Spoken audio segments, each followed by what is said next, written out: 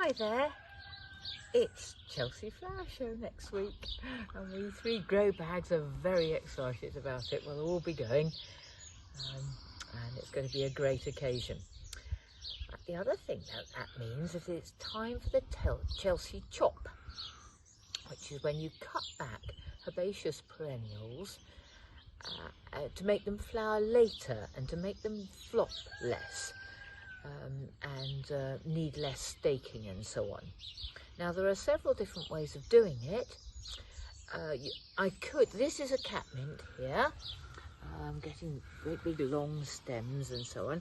I could cut some of it a long way back, 2/3 back, and then other bits of it perhaps a little bit further back to about halfway, and then leave the rest. And that's one way of making the plant show flowers for a very long time, but in sort of gradations like that.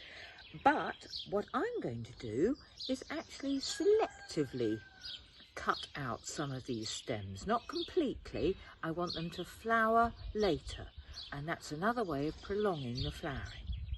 So for instance, this one here is just about to flower. I don't particularly need the flowers at the moment, so I'm going to cut that back to about halfway.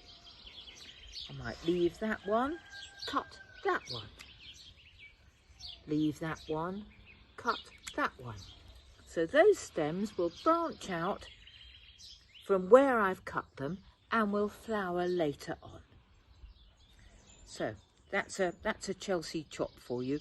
I could cut the whole plant back to halfway and then it will flower later and slightly lower.